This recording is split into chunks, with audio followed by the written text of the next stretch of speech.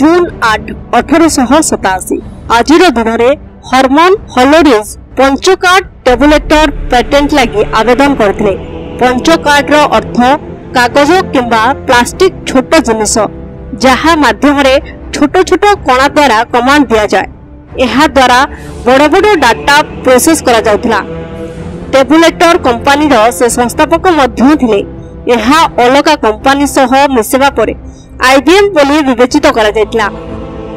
World wide web रो आरंभ करिबारे British वैज्ञानिक sir Tim Berners-Lee को जन्म 1955 रे होतला। भारत रो ऑल इंडिया रेडियो सेवा रो नामकरण 1936 रे होतला। एही सेवा को आईएसबीएस इंडियन टेस्ट बोर्ड कास्ट नाम रे मध्य जणा जाय। 1956 रे ऑल इंडिया रेडियो को आकाशवाणी नाम रे मध्य जानिबा को लागिले। आकाशवाणी निकट रे देश रे 420 स्टेशन रहिछि। 23 भाषा और 146 बोलियो उपरे आधारित कार्यक्रम प्रसारण करा जाय। 1948 रे एयर इंडिया प्रथम थर विदेश लागि उड़ान करथिला।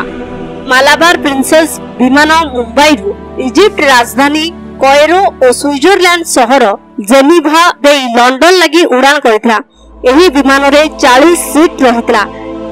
जेआरडी टाटा और जामनगर नवाब अमर अली खान भली व्यक्तित्व यात्री होतिले। मुंबई रु लंडन पहुंचबा को 24 घंटा लागितला। हेले एबे 10 घंटा दूरता मध्य रे पहुंची पारुछि। आजिर दिन को विश्व समुद्र दिवस भावे मध्य पालन करा जाय। महासागर और एथिरु मिलुथिबा प्राकृतिक सामग्री रो सुरक्षा लगी युक्तराष्ट्र अमेरिका एही दिन को समर्पित करथिला। 75% जल पृथ्वीर समुद्र रहिछि। 97% जल सागर और महासागर रे मौजूद रहिछि।